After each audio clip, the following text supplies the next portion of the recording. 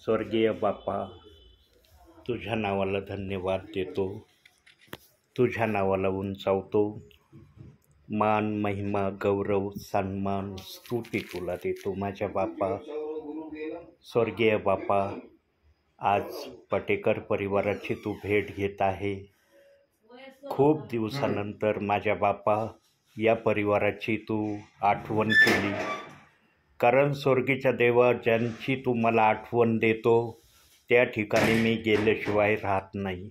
कारण स्वर्गीय बापा, त्या प्रियजनांसाठी तुझ्याजवळ निरोप आहे आणि निरोप देणारा निरोप्या तुझ्या नावाने प्रत्येक ठिकाणी आत्म्याच्या प्रेरणेने सेवेला जात आहे. प्रभू, आज या ठिकाणात तू आपल्या दासाला सुखरूप आणलं, यासाठी धन्यवाद.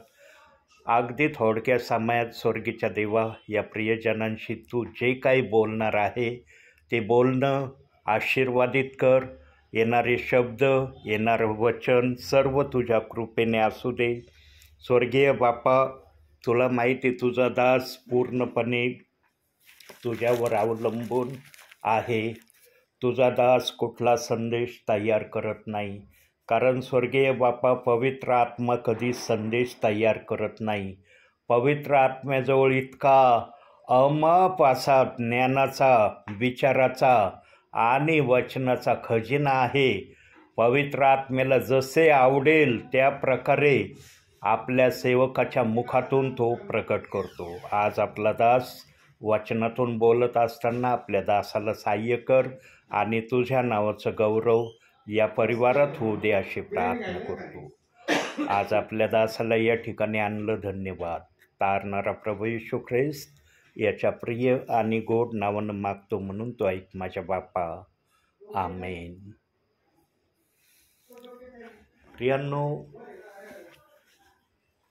जे वातावरण, जो विषय आपला प्रेयरच्या अगोदर चाललेला होता, आदामाने जर एक छोटंसं आज्ञाभंगाचं, देवबापाची आज्ञा मोडली नसती तर आजच्या समयाला कसं वातावरण असतं या पृथ्वीवर?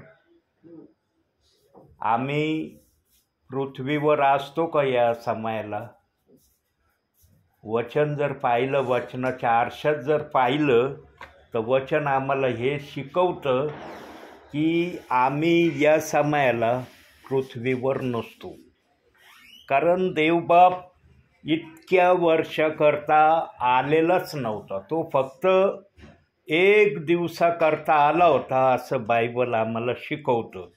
2 पेत्र 3 अध्याय 8व्या वचनात सांगितलंय की प्रभूला एक दिवस 1000 वर्षासारखा आणि 1000 वर्ष एक दिवसासारखी आहेत. म्हणजे प्रभू या भूतलावर एक दिवस राहण्याकरता आला होता. म्हणजे 1000 वर्ष या पृथ्वीवर तो आदाम हव्वेबरोबर राहणार होता.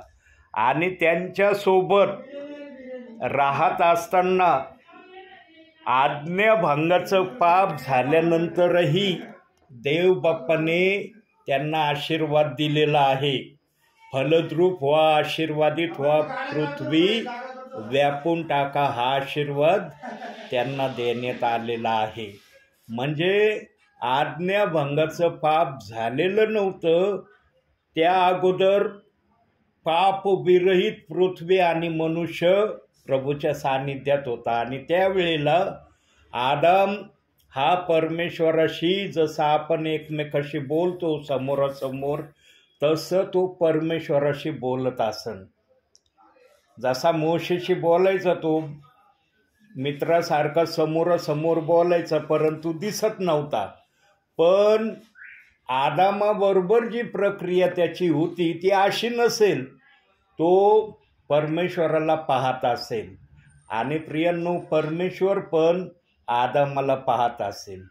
आता वचन जर सांगतं की आदामाला परमेश्वराने आपल्याशी सदृश्य आपल्या प्रतिरूपाचा घडवलं होतं, म्हणजे आदाम हा परमेश्वरासारखा दिसायला असेल. कारण उत्पत्ती 2:26 जर सांगितलंय की प्रभू परमेश्वराने आपल्याशी सदृश्य आपल्या प्रतिरूपाचा मातीचा मनुष्य घडविला आणि त्याच्या नाकपुढे जेव्हा जीवनी श्वास फुंकला तेव्हा तो मातीचा पुतळा देहधारी झाला, असं वचन आम्हाला शिकवतं. त्या अगोदर मातीचा केवळ एक पुतळा, परंतु परमेश्वराचं जे रूप आहे त्याच रूपाचा तो पुतळा प्रभू परमेश्वराने तयार केलेला असेल. आणि ज्या ज्या प्रियजनांनी त्या समयामध्ये आदामाला पाहिलं असेल, मागच्या एका संदेशात मी सांगितलेलं आहे, पवित्र आत्मा मला आठवण करून देतो की जे आता मी बोलणार आहे वाक्य ते या अगोदर पण पवित्र आत्मा माझ्या मुखातून बोललेला आहे. ज्या ज्या प्रियजनांनी त्या समयामध्ये आदामाला पाहिलंय असेल त्यांना समजलं असेल की परमेश्वर कसा आहे. आदाम ज्या प्रकारे होता त्याच प्रकारे परमेश्वर होता. कारण पहिला मनुष्य आदाम जो आला तो परमेश्वराने आपल्या हुबेहूब रूपासारखा तयार केलेला होता. म्हणून प्रियांनो, जर आदामाने आज्ञाभंगाचं पाप केलं नसतं तर कदाचित आम्हाला या पृथ्वीवर या समयापर्यंत राहावं लागलं नसतं. 1000 वर्षाच्या आतमध्ये जेवढे प्रियजन देव बाप्पाला जगात आणायचे होते तेवढेच प्रियजन आले असते आणि पापविरहित जर आदामाने ते 1 दिवस 1000 वर्ष घालवले असते तर देवाने जो संकल्प आपल्या मनामध्ये केलेला होता की मी मनुष्याच्या द्वारे आपली स्तुती आराधना 1 दिवस म्हणजे 1000 वर्ष करून घेईल, ती देव बाप्पाची इच्छा पूर्ण झाली असती. परंतु सैतानाने ही इच्छा देव बाप्पाची भंग केली आणि ती इच्छा भंग झाल्यामुळं आज आम्ही 7000व्या वर्षामध्ये सध्या चाललेलो आहोत. जे 1000 वर्षाचं राज्य प्रभूला पाहायचं होतं मनुष्याकडून ते आम्ही 7000व्या वर्षाच्या 24व्या वर्षामध्ये सध्या आहोत. म्हणजे मनुष्याच्या एक आज्ञाभंगाच्या पापामुळं सर्व मनुष्य जातीला कशा प्रकारच्या यातना, कशा प्रकारचं दुःख, कशा कशा प्रकारच्या काय काय गोष्टी सहन कराव्या लागल्या आणि लागत आहेत याचा अनुभव आम्ही घेत आहोत. जेवढं पाप वाढले तेवढे आजारही या पृथ्वीवर प्रभू परमेश्वराने आणले. मनुष्याने ज्या हद्दीपर्यंत पाप करण्याची अपेक्षा केली प्रभू परमेश्वराच्या विरोधात, देव बाप्पाने पण त्या प्रकारे या पृथ्वीवर निरनिराळ्या प्रकारे आज मनुष्याला आजारांच्या यांनी आज किती प्रकारचे आजार आहेत, निरनिराळे आजार आहेत, निरनिराळे रोग आहेत. काही रोग तर असे भयानक आहे की त्याचा उपचार होत नाही.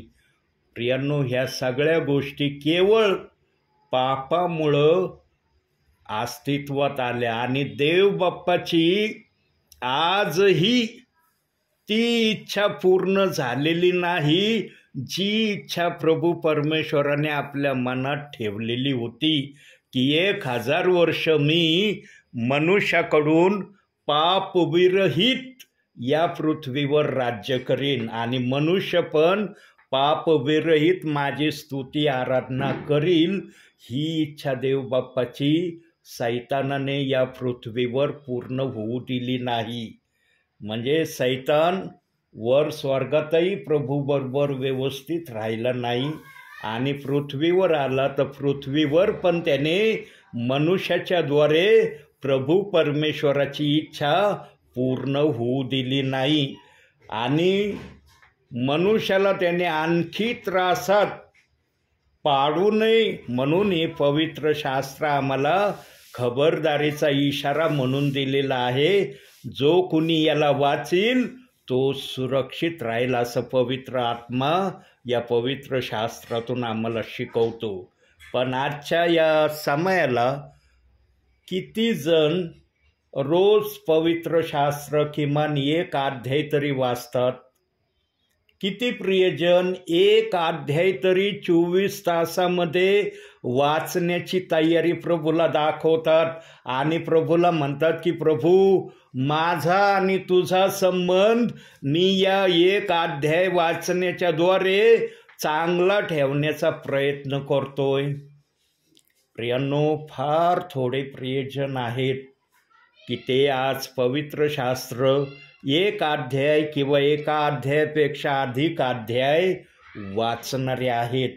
पण बहुसंख्य प्रियजन आज शास्त्र न वाचणारे आहेत.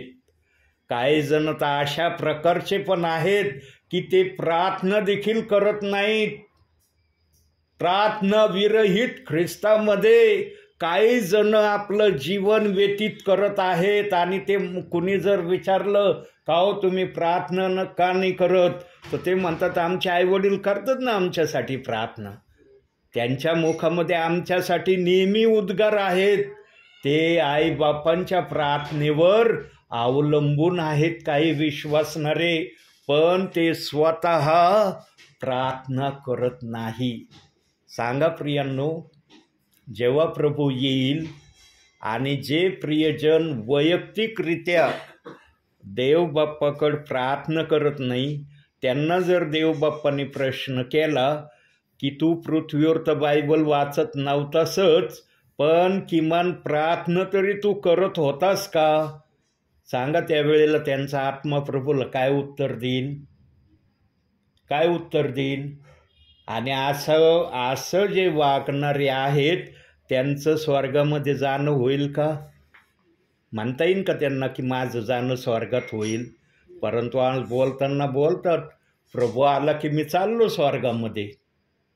हे आज प्रत्येकाच्या मुखामध्ये प्रभू आला की मी चाललो स्वर्गामध्ये. प्रियांनो, प्रभू येणार आहे आणि आपल्या प्रियजनांना स्वर्गातच घेऊन जाणार आहे. परंतु त्या प्रियजनांना तो घेऊन जाणार आहे ज्यांनी प्रार्थना केली, बायबल वाचलं, आज्ञापालन केलं आणि प्रभूला ज्या गोष्टी मान्य आहेत त्याच गोष्टी करण्याकडे प्रभू येईपर्यंत लक्ष लावलं. त्या प्रियजनांचं जाणं स्वर्गामध्ये निश्चित आहे आणि ते जाणं व्हावं म्हणून या पवित्र शास्त्रामध्ये आम्हाला देवबाप्पाने नेहमी बघायला सांगितलंय. याच्यामध्ये जेव्हा पण आम्ही पाहतो तेव्हा पवित्र आत्मा आम्हाला वचनातून इतका अद्भुत असा आनंद देतो, इतक्या अद्भुत अशा आनंदाचा आम्ही अनुभव घेतो कधी कधी वचनातून की आम्हाला समजत नाही की हा आनंद कशा प्रकारचा आहे. परंतु जोपर्यंत पवित्र आत्म्याचं बोलणं होत असतं तोपर्यंतच तो आनंद आमच्या हृदयाला राहतो. पवित्र आत्म्याचं बोलणं थांबलं की आम्ही जसे पूर्वी होतो त्या प्रकारे आम्ही स्वतःला अनुभवतो. म्हणून संदेश पण देवबाप्पाने सांगितला की मनुष्याच्या इच्छेने संदेश येणार नाही. संदेश माझ्या पवित्र आत्म्यातून येईन आणि मी सेवकाला प्रेरित केल्याशिवाय सेवकाला वचन सांगता येणार नाही. बघा, माझ्याजवळ अजून वचन देखील मी उघडून वाचलेलं नाही. केवळ काही वचनांचे मी रेफरन्स जे माझे मुखपाठ आहेत ते वचनातूनच पवित्र आत्मा बोललेला आहे. प्रभू जेव्हा येईल तेव्हा सर्वात पहिली एक गोष्ट प्रभू करणार आहे. कोणती गोष्ट करणार आहे ते आपण वचनातून बघूया. प्रगटीकरण 20वा अध्याय 5वं वचन. बघा तिथं काय म्हणतोय प्रभू. 6वं वचन बघू आपण. पहिल्या पुनरुत्थानात ज्याला भाग आहे तो धन्य व पवित्र आहे. अशा लोकांवर दुसऱ्या मरणाची सत्ता नाही, तर ते देवाचे व ख्रिस्ताचे याजक होतील आणि त्याचबरोबर 1000 वर्ष राज्य करतील. जे राज्य आदाम हव्वेबरोबर प्रभू परमेश्वराला करायचं परमेश्वराने ठरवलं होतं, ते राज्य आता आम्ही प्रभू बरोबर करणार आहोत. पण या राज्यामध्ये जाण्यासाठी प्रभूने अट आणि शर्त आम्हाला हे बायबल दिलेलं आहे. याप्रमाणे आमचं वागणं, याप्रमाणे आमचं राहणं, याप्रमाणे आमचं बोलणं आणि याप्रमाणे आमच्या कृती जर प्रभूला दिसल्या तर आणि तरच प्रभू आम्हाला आपल्याबरोबर घेऊन जाण्याचा प्रयत्न करील. पण जर आम्ही या पवित्र शास्त्राप्रमाणे स्वतःला प्रभूसमोर सादर करणार नाही, या शास्त्राप्रमाणे आम्ही प्रभूसमोर स्वतःला दाखवणार नाहीत की तू जे सांगत आहे तेच मी माझ्या जीवनात करत आहे, त्याचं जाणं किंतु परंतुमध्ये होईल. मग जे देव बाप्पाने सांगितलेलं आहे प्रगटीकरण 22:12 ज्याच्या त्याच्या कृत्याप्रमाणे माझ्याजवळ द्यायला प्रतिफळ आहे. मग ज्याचं जसं कृत्य असेल तसं त्याला फळ मिळेल. पण ज्याने काही कृत्यच केलेलं नसेल पृथ्वीवर त्याचा न्याय निश्चित आहे असं बायबल आम्हाला शिकवित आहे.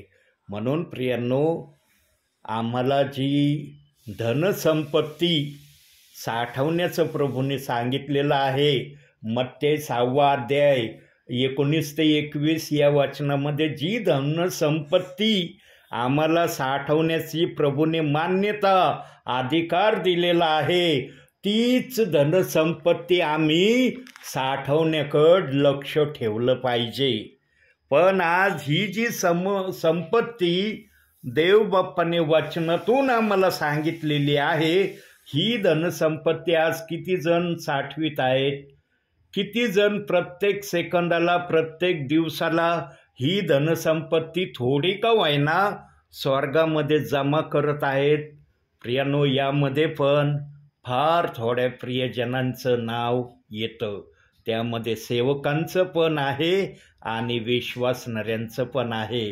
परंतु प्रियांनो, आज मनुष्याने सर्वात मोठी गोष्ट जी देवबाप्पाला नापसंत आहे, ज्या गोष्टीचा देवबाप्पाने पवित्र शास्त्रात कुठंही उल्लेख केला नाही, कुठंही त्या शब्दाविषयी प्रभू बोललेला नाही की हे तुम्ही करा, हे करणं तुमच्यासाठी गरजेचं आहे. प्रियांनो, पवित्र आत्म्याने जेवढी वचनं बायबलमध्ये दिलेली आहेत ती सर्व वचने आत्म्याच्या प्रेरणेने पवित्र आणि शुद्ध आहेत. परंतु मनुष्याने पण आपली बुद्धी चालवून एका वचनाला दोष लावण्याची प्रक्रिया आजही पृथ्वीवर चालू ठेवलेली आहे. सर्वच जण दोष देतात असं नाही. काही जण आहेत की ते आज एका वचनाला धरून काहीही त्या वचनाच्या विरोधामध्ये बोलल्याशिवाय राहत नाही.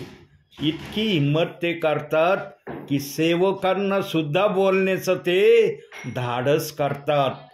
प्रियांनो, सेवक अंतिम समयाचे निरोपे आहेत. प्रभू परमेश्वर आज सेवकांच्या माध्यमातूनच, सेविकांच्या माध्यमातूनच आणि ब्रदरांच्या माध्यमातूनच या पृथ्वीवरल्या विश्वासणाऱ्यांशी आजही बोलत आहे. त्यामध्ये सेवकांचा वाटा सर्वश्रेष्ठ वाटा आहे. परंतु आज सेवकांना ज्या प्रकारे बायबलनी आदर सन्मान देण्याचं सांगितलेलं आहे वचनामध्ये, त्या प्रकारे सेवकांना किती आदर सन्मान दिला जातोय. आज प्रेयरला जर आले एखाद्या ठिकाणी सेवक, तर विश्वासणाऱ्यांना काही फरकही पडत नाही.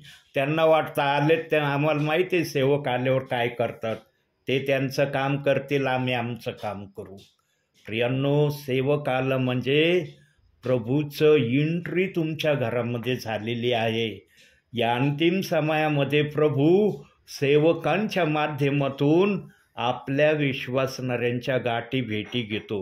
होतं का माहिती सिस्टर मी येणार आहे? होती कल्पना? लागली होती चावल की येणार आहे कोणीतरी आमच्याकडं सेवेला. परंतु देव बाप्पाने मला सांगितलं आणि देव बाप मला जे सांगतो तेच मी करतो आणि देव बाप्पाचं मी ऐकतो. म्हणून बहुसंख्य ठिकाणी ज्या पण ठिकाणी देव बाप मला सेवेला घेऊन जातो त्या ठिकाणी देवाचा आत्मा वचनातून बोलल्याशिवाय राहत नाही. आत्म्याच्या प्रेरणेने आलेल्या सेवकाचं सर्वात मोठं प्रमाण हे आहे, जो सेवक वचन सेवा करतो तोच आत्म्याच्या प्रेरणेने आलेला आहे. प्रियांनो, आज आत्म्याच्या प्रेरणेने पृथ्वीवर ज्या पण ठिकाणी पवित्र आत्मेला वाटतंय तिथं सेवा चाललेली आहे. आणि प्रियांनो, आज जरी सेवकाचं महत्त्व विश्वासणाऱ्यांच्या मनामधून काहीसं कमी होत चाललेलं आहे, पण जेव्हा प्रभूच्या समक्षतेमध्ये प्रभूचे दास आणि विश्वासणारे असतील त्यावेळेला स्वतः प्रभू कदाचित अखिल पृथ्वीवरल्या विश्वासणाऱ्यांना सांगेल की मी माझ्या सेवकांना माझ्या सांगण्याने पाठवित होतो, तुम्ही सेवकांबरोबर पृथ्वीवर कसे वागले. प्रियांनो, आज काही ठिकाणी, सर्व ठिकाणी नाही, काही ठिकाणी सेवकांचा तसा आदर सन्मान केला जात नाही प्रियांनो, ज्या प्रकारे बायबलनी करायचं सांगितलेलं आहे. म्हणून बायबलच्या आत्म्याने सांगितलेलं पण आहे मत्ती 24:12 की अनीती वाढल्यामुळे काही जणांची प्रीती थंडावणार आहे. प्रियांनो, ज्यांची प्रीती थंडावते ना त्यांच्यामध्येच या गोष्टीचा शिरकाव होण्याचा प्रयत्न होतो. म्हणून आपल्यामध्ये जी प्रीती प्रभूमध्ये आल्यावर होती तीच प्रीती प्रभू येईपर्यंत आपल्यामध्ये ठेवण्याचा प्रयत्न करा. आणि या प्रयत्नाला यशस्वी करण्याकरिता बायबलकडे लक्ष देणं अतिशय महत्त्वाचं आहे. तुम्ही बायबलच्या वचनाकडे लक्ष दिलं नाही तर तुमची जी पहिली प्रीती होती ती प्रीती तशी तुमच्यामध्ये ठेवण्यास तुम्हाला बळ येणार नाही. तुम्हाला जर सक्षम ती प्रीती आपल्यामध्ये ठेवायची असेल तर तुम्हाला बायबलचं वचन वाचलंच पाहिजे, बायबलच्या वचनाप्रमाणे केलंच पाहिजे, तर तुमची ती प्रीती प्रभूमध्ये तशी राहील ज्या प्रीतीमध्ये प्रभूने आपल्याला राहायचं सांगितलेलं आहे. आणि गलती 5:14 काय सांगितलंय की तुम्ही बायबलचं एक प्रीती प्रेम हे जर माझ्या इच्छेप्रमाणे सर्वांवर केलं तर बायबलनी सांगितलंय संपूर्ण हे पवित्र शास्त्र तुम्ही पाळलेलं आहे. आणि एका ठिकाणी प्रभूने असंही सांगितलेलं आहे याकोबाचं पत्र 2 अध्याय 10व्या वचनामध्ये की तुम्ही संपूर्ण नियमशास्त्र पाळून एका नियमशास्त्राविषयी चुकता तर तुम्ही संपूर्ण नियमशास्त्राचे दोषी होता. म्हणजे एक वचन जर तुम्ही बायबलचं नाकारलं किंवा त्या वचनाच्या विरोधात चालले किंवा त्या वचनाच्या विरोधात कुरकुर केली किंवा वादविवाद केला तर देवाचा आत्मा स्पष्टपणे याकोब 2:10 सांगतो की तुम्ही संपूर्ण पवित्र शास्त्र नाकारलं आहे किंवा संपूर्ण पवित्र शास्त्राचा तुम्ही धिक्कार केलेला आहे. बघा, प्रभूचं एक वचन पाळल्याने आणि एक वचन न पाळल्याने काय परिणाम समोर येतात ते बायबलमध्ये ठेवलंय. आणि शेवटी बोध आणि इशारा प्रगटीकरण 22वा अध्याय 18-19 सांगितलेलं आहे की जर तू याच्यामध्ये काही घालशील तर तुझ्यावर मी पीडा पाठवीन आणि जर याच्यातून काही काढशील तर तुला जीवनाच्या झाडावरचं फळ खायला मिळणार नाही आणि तुला स्वर्गामध्ये जे मंदिर आहे त्या पवित्र मंदिरामध्ये येता येणार नाही, असा शब्द त्या ठिकाणी दिलाय.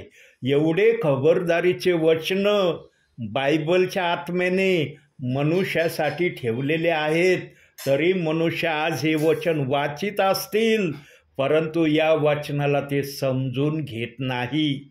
कारण प्रियांनो, वचन वाचायला महत्त्व नाही, वचन समजायला महत्त्व आहे. ज्याला वचन समजतं ना प्रियांनो, तो कधीच कोणत्या वचनाला दोष लावित नाही किंवा कोणत्या वचनाच्या विरोधात बोलत नाही. पण ज्यांना वचन समजत नाही ना नीट, मग ते आम्हाला यांनी सांगितलंय त्यांनी सांगितलंय दुसऱ्यांचे नावं घेऊन सेवकांशी वादविवाद करायला सुरुवात करतात. प्रियांनो, देवाने कोणत्याही वचनाला घेऊन तुम्ही वादविवाद सेवकांशी करावा असा शब्द बायबलमध्ये दिलेलाच नाही. हे सांगितलंय की सेवक जे काय आत्म्याच्या प्रेरणेने तुम्हाला बोध आणि इशारे देतील ते तुम्ही ध्यानपूर्वक ऐका, आणि ते इशारे आणि बोध बायबलच्या वचनाप्रमाणे असतील तर निश्चित ते करण्याचा प्रयत्न करा. परंतु आज किती जण देवाचे सेवक जे आत्म्याच्या प्रेरणेने बोध आणि इशारा देतात बायबलमधून किंवा विचारामधून, किती जण पाळण्याचा प्रयत्न करतात प्रियांनो? किती जणांना वाटतं की मला हे पाळणं आवश्यक आहे, हे करणं गरजेचं आहे? प्रियांनो, भावी जीवनामध्ये जर प्रभूने आपल्याला पाठवले ना जगामध्ये, तर देवाने काहीतरी इच्छा धरून तुम्हाला जगात पाठवलंय. देव बाप्पांनी पण असंच नाही पाठवलं. देवाच्या मनात आला लहर म्हणून केला कहर, अशा स्वरूपाने देव बाप्पाने आम्हाला या जगामध्ये पाठवलेलं नाही.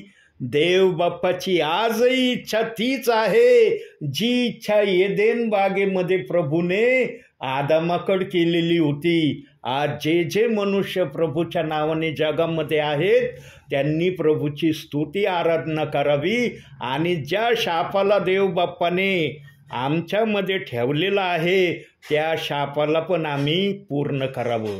करतेत ना आज सर्वजण काम? म्हणता येतं का काम नाही करत कुणी? काम कोणत्याही प्रकारचं असो, पण काम केलं जातंय तेव्हा त्यांना खायला भाकर मिळत आहे. काम जर कुणीच केलं नाही तर मिळेल का भाकर? म्हणून आज आम्हाला म्हटला होता, जे तुला आयतं मिळत होतं ना खायला, आता मिळणार नाही. निडाळाचा घाम गाळशील तर तुला भाकर खायला मिळेल. आज पृथ्वीवर आम्ही पाहतोत ना, निरनिराळ्या प्रकारचे काम केले जात आहेत, पण काम कुठलंही असू द्या त्यातून त्यांना पैसा मिळतो, आणि त्या पैशाच्या माध्यमातून जसा पैसा त्यांना मिळतो त्या पैशाप्रमाणे ते आपलं घर प्रपंचाला त्या पैशाने चालवित आहेत. पाहतोच नाही हेच आम्ही. पण असं करत असतानाही देवबाप मनुष्याकडे अपेक्षा करतो की निदान तू 24 तासामध्ये 2 तास 40 मिनटं तुला द्यायला वेळ नसेल, निदान एखादा तास तरी माझ्या सानिध्यामध्ये घालव. तुला 2 तास 40 मिनटाचा वेळ नसेल माझ्यासाठी देण्यासाठी, तर 1 तासाचा वेळ तरी तू 24 तासामध्ये मला दे. पण आज किती जण 1 तासाचा वेळ का होईना प्रभूला देतात? अहो प्रियांनो, वेळेचा दशमांश तर काही प्रियजन देतच नाहीत, पण काही प्रियजन अशा आहेत आज की ते आपल्या कमाईचा दशमांश देखील इमानदारीने चर्चमध्ये देत नाही. आपल्या कष्टाच्या कमाईचा 10वा हिस्सा देखील पाकिटात घालून आपापल्या चर्चमध्ये देत नाहीत. प्रियांनो, दशमांश देण्याने सर्वात जास्त प्रभूला आनंद होतो, कारण देवबाप त्या विश्वासणाऱ्यांविषयी समजतो, यांना मी जी आज्ञा दिली ती आज्ञा हे पाळीत आहेत. आम्हाला 9% खर्च करण्याचा अधिकार देवबाप्पांनी दिलेला आहे, पण 1% हे देवाचं आहे. अब्रामाने देखील लुटीच्या याच्यातून देवबाप्पाला 10वा भाग दिला, असं इब्रिकराच्या पत्रामध्ये सांगण्यात आलेलं आहे. आणि जुन्या करारात पण सांगण्यात आलेलं आहे की प्रत्येकाने दशमांश कशा कशा प्रकारे दिला. शेतीचा दशमांश दिला, पशुपक्ष्याचा दशमांश दिला, हार वस्तूचा दशमांश उत्पत्तीच्या पुस्तकामध्ये द्यायची आज्ञा देवबाप्पांनी दिली. आज किती जण दशमांशाकडे लक्ष देतात आणि जो दशमांश देण्याची आज्ञा देवबाप्पांनी दिलेली आहे तो दशमांश प्रभूला इमानदारीने देतात. प्रियांनो, यामध्ये पण फार थोड्या प्रियजनांची नावं आहेत की ते इमानदारीने देवबाप्पाला दशमांश देतात. प्रियांनो, इथं आम्ही काय केलं तर आम्हाला त्याचं प्रतिफळ वर मिळणार आहे. इथं जर आम्ही प्रभूला खुशच केलेलं नाही तर वरती प्रभूंनी जर आम्हाला विचारलं की मला तू कसा खुश करीत होता, त्यावेळेला आत्मा काय बोललो प्रभूशी. म्हणून प्रियांनो, जो वचनाकडे लक्ष देतो त्याचं कल्याण झाल्याशिवाय राहत नाही, असं बायबलच्या आत्म्याने आम्हाला सांगितलेलं आहे. म्हणून प्रियांनो, आजही सेवकांना देवबाप पाठवित आहे. याचं कारण हेच आहे की जे विश्वासणारे अंतिम समयापर्यंत प्रभूमध्ये आहेत आणि प्रभूबरोबर चालत आहेत, त्यांनी निदान अंतिम समयामध्ये तरी प्रभूच्या इच्छेप्रमाणे करण्यासाठी स्वतःला तयार करावं, म्हणून सेवकांना प्रभू पाठवतो. प्रियांनो, मी इथं वेळ घालवायला टाईमपासला कधीच येत नाही. माझ्याजवळ अशा गोष्टीसाठी 1 सेकंदाचाही वेळ नाही. पवित्र आत्म्याजवळ तर हा शब्दच नाही आहे, तर पवित्र आत्मा वेळ कुठून देणार. म्हणून प्रियांनो, अंतिम समयामध्ये कुठला सेवक येऊ, सेविका येऊ अथवा ब्रदर येऊ, त्यांच्याजवळ जो काय आत्म्याचा निरोप असेल ते ऐकण्याची तयारी दाखवा. प्रियांनो, तुम्ही लिहिलं आहे का की आज पगारे पास्टर आले आमच्या घरात, आज त्यांनी आमच्या घरात वचन सांगून प्रार्थना केली, असं प्रकारचं नोंद करून ठेवली? नाही केली. परंतु वर स्वर्गामध्ये देवबाप तुमच्या नावे, माझ्या नावे हे लिहित आहे की माझा दास माझ्या आत्म्याच्या प्रेरणेने कोणत्या परिवारात गेला आणि ज्या परिवारात गेला त्या परिवारांनी काय केलं प्रभूसाठी, त्याचं वर लिखाण चाललेलं आहे. आणि जे आम्ही पृथ्वीवर करू त्याचाच आम्हाला मोबदला वर देवबाप देणार आहे. म्हणून चांगल्यातलं चांगलं करण्यासाठी नेहमी आपलं लक्ष प्रभूकडं राहू द्या.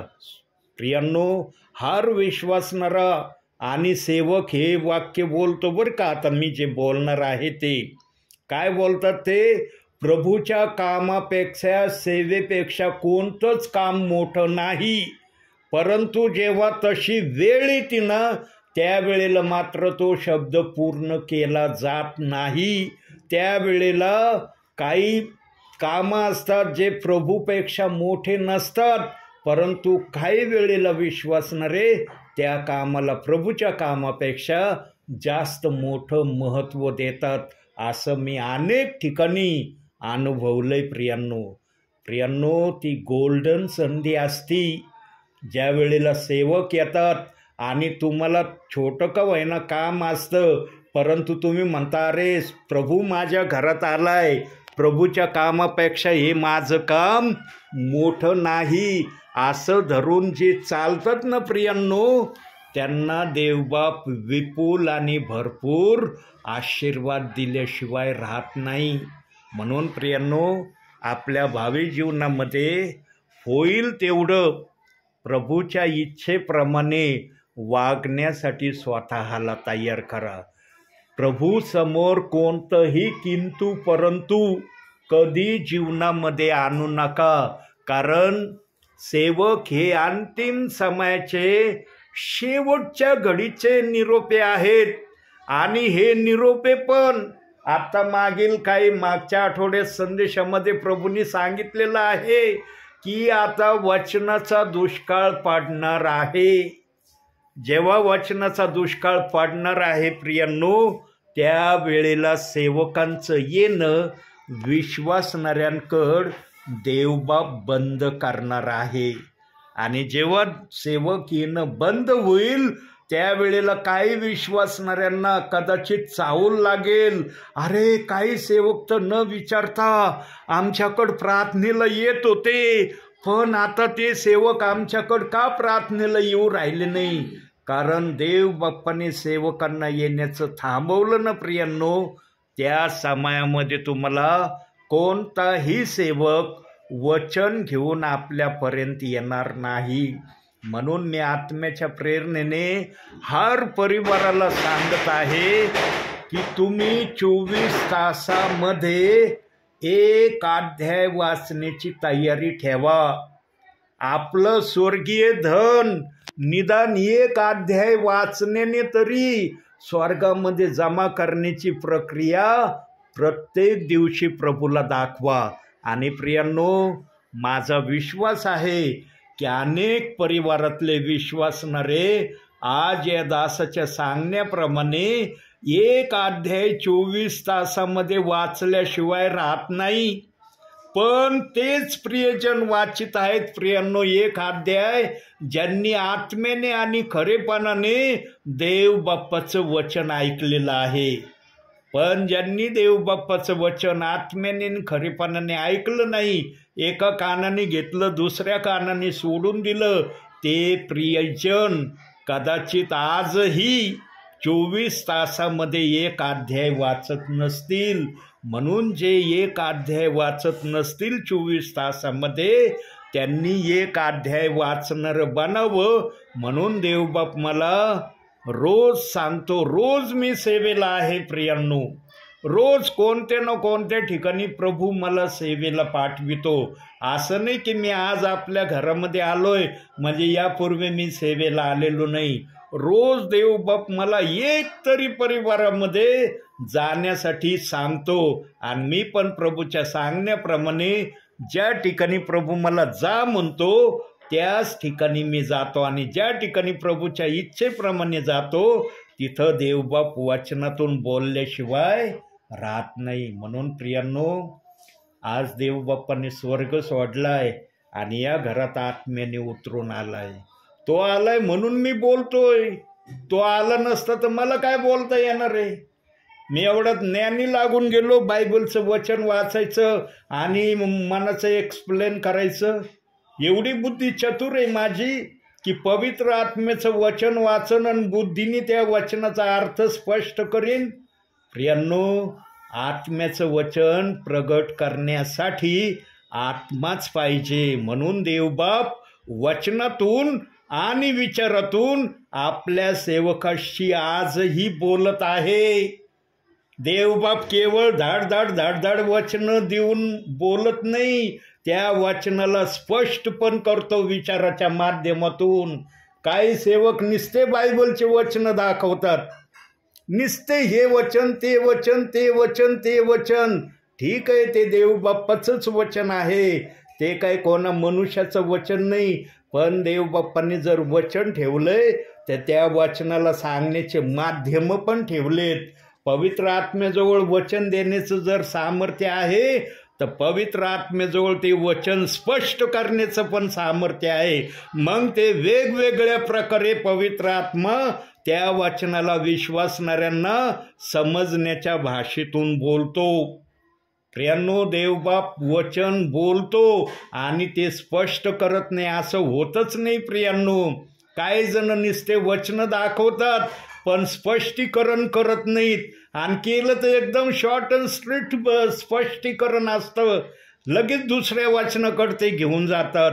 प्रियांनो, पवित्र आत्मा एका वचनातून त्याला जर साध्य करायचं असलं तर तो 1.5 घंटा बोलू शकतो. एका वचनातून त्याच्याजवळ बोलण्याचं सामर्थ्य आहे. आणि जर ऐकणाऱ्यांची कॅपॅसिटी त्यापेक्षा अधिक असली तर तो 2.5 तासही बोलू शकतो. पवित्र आत्मा साधारण आहे का? आमच्या बुद्धीसारखा पवित्र आत्मा आहे. वचन वाचलं म्हणजे काय बोलून काय सांगू असंही पवित्र आत्म्याची भाषा. पवित्र आत्मा फक्त समोरच्याचं मन आणि अंतःकरण ओळखतो. यांना ऐकण्याची किती कॅपॅसिटी आहे, हे कसं ऐकू शकतात त्या प्रकारे तो सेवकाच्या मुखातून विश्वासणाऱ्यांशी आजही बोलत आहे. प्रियांनो, मी रस्त्याने पाठ नव्हतं केलं की मी आता त्या परिवारात चाललो, कोणतं वचन घेणार आहे, कोणत्या वचनातून काय सांगणार आहे, मला तर माहीत देखील नव्हतं की या परिवारात आल्यावर काय होणार आहे. परंतु इथं आल्यावर देवबाप्पाने मला दाखवलंय की इथं काय चाललेलं आहे. प्रियांनो, देवबाप्पाच्या ज्या करण्यामध्ये देवबाप्पाने मान्यता दिली तीच गोष्ट आज या पृथ्वीवर सेवकांच्या माध्यमातून, सिस्टरांच्या माध्यमातून आणि ब्रदरांच्या माध्यमातून होत आहे. पण पृथ्वीवर देवबाप्पाचं काम थांबलेलं नाही. देवाचं काम आजही आत्म्याच्या प्रेरणेने चाललेलं आहे. विश्वासणारे आहेत म्हणून सेवकांचा उपयोग आहे. विश्वासणारे नसले तर देवाचा सेवक कोणाला वचन सांगन, कोण ऐकन वचन देवबाप्पाचं. म्हणून विश्वासणारे हे सर्वप्रथम आशीर्वादाच्या हकदार आहेत. त्यानंतर सेवकाला आशीर्वाद मिळतो. कारण विश्वासणारे आहे तर देवाचं वचन आहे, आणि देवाचं वचन आहे तर देवाचा सेवक सांगण्यासाठी आहे. प्रियांनो, यातली एकही गोष्ट नसली ना तर देवबाप्पाचं काम, देवबाप्पाची सेवा होणं शक्य नाही. म्हणून प्रियांनो, अंतिम समयामध्ये तरी देवाची इच्छा जाणून त्याप्रमाणे करण्यासाठी स्वतःला तयार करण्याचा होईल तितका प्रयत्न करा. देवबाप्पांनी जे सांगितलेलं आहे ते तर आम्हाला करायचंच आहे प्रियांनो. ते आम्ही नाही म्हटलो तरी आम्हाला ते करावंच लागणार आहे. पण अशा करण्यातूनही तुम्ही देवबाप्पाचं जर स्मरण केलं, देवबाप्पाची आराधना स्तुती जर केली आणि प्रभूच्या इच्छेप्रमाणे वागले तर देवबाप्पाला तुमच्यासारखा आनंद कोणाकडून मिळणार नाही. म्हणून प्रियांनो, होईल तितकं प्रभूच्या इच्छेप्रमाणे वागण्यासाठी स्वतःला तयार करा. म्हणून आजच्या या छोट्याशा संदेशातून देवबाप तुम्हाला आणि मला भरपूर आणि भरपूर आशीर्वाद देव. आमेन.